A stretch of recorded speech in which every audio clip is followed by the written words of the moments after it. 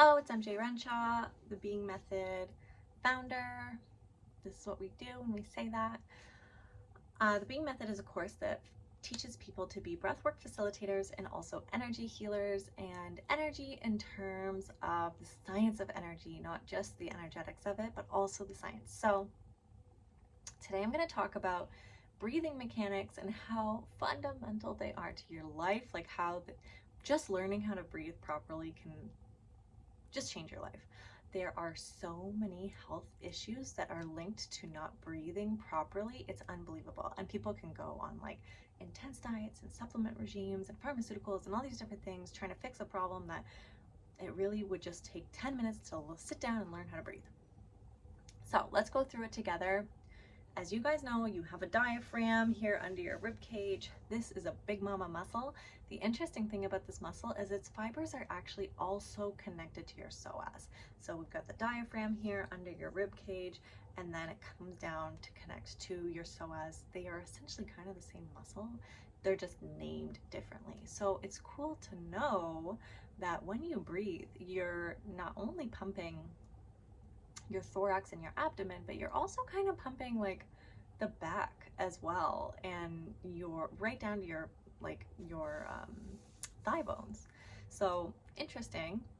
Also, it's why walking and breathing are so important for you, because your body is fundamentally built to function better when you are active, not active in terms of like going to the gym all the time, active in terms of walking. I would even say that it's probably healthier to live like a more active lifestyle, like you walk more, you do more things during the day than like going to the gym between 7 and 8, doing like a high intensity workout and then sitting sedentary all day.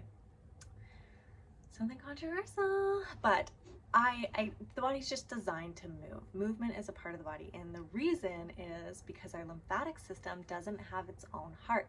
If you look at reptiles, which are animals who lay on rocks all day, on social media like we do, they have an extra heart. So they've got a heart that pumps their blood, and then they also have a heart that pumps their lymph. And the reason why this heart exists is because they don't move. They don't move and they don't breathe very often. Humans, on the other hand, we breathe a lot and we also move a lot. So in evolution, they were like, the people who caused our evolution was like, they don't need a heart. We don't need a heart because our movement pumps our lymph and our breath pumps our lymph.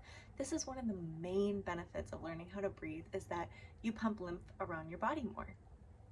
So, you know, that puffy face, or maybe you ate something that didn't agree with you, you got a puffy stomach. A lot of people are like, oh, I gained weight. Like, you did not gain weight overnight. That's not even possible. What you did was gain lymph, and you've got this organ that comes down the front called the greater omentum, and it will pick up all the lymph from your organs, and it will kind of sit there for a little bit, especially if you aren't doing things like moving or walking or cold immersion or hot immersion or whatever. So anyways, let's get back to breathing.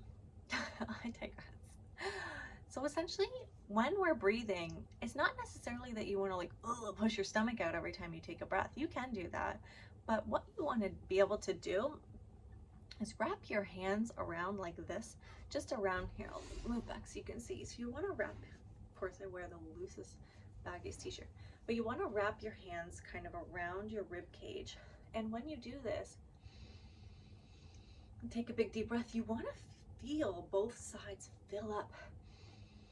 You want to feel them expand. This is expanding your rib cage. If our little intercostals and our rib muscles don't move, we're not going to take in air because our lungs can't expand. That's a big deep breath. You can even check if you're taking a big full breath, and obviously not every breath is going to be like this because we just breathe normally and without thinking about it, but you've got all these accessory breathing muscles, and you can look at my neck when I take a big deep breath. Boom, you can see them pull. So all these little muscles, your SCM and your scalenes, I'm forgetting the name of my muscles here, but they will pull up on the upper ribs just to get an extra sip of air.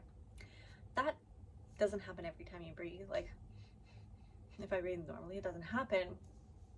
But when you're taking a big deep breath in, that can happen. the reason why it's good to play around with breathing normally and then taking big, deep, low, slow breaths is because it moves all these joints. It's like a workout for your rib cage.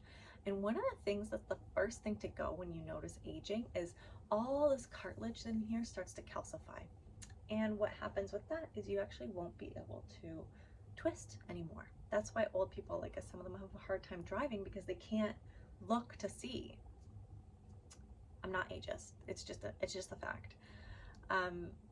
So breathing mechanics are really powerful. And one other thing I want to mention about taking those low, deep, slight breaths is that you have many diaphragms in your body, not just the respiratory ones. So you've got a diaphragm that's in your pelvis called your pelvic diaphragm, and all of them move in unison when you breathe. You've also got one here called your STA, got one in your brain. So when you take big, deep, full breaths, when you're fully engaging that respiratory diaphragm, you're actually pumping lymph and cerebral spinal fluid all through your body. It is the most natural, efficient, easy way to cleanse and detox your body. And it can be life-changing for people because when you have stagnant lymph somewhere, it can create disease, right? And it can create like brain fog and create so many things. It can create reproductive issues. Like getting that lymph pumping is the best. And I know you're like, lymph, don't we do gua sha for that or dry brushing? Yes, but actually the best thing to do for lymph is breathing and walking. Breathing and walking, that's it. And the reason for it is because our largest lymph vessel is called the thoracic, oh, I'm really reaching for my anatomy today.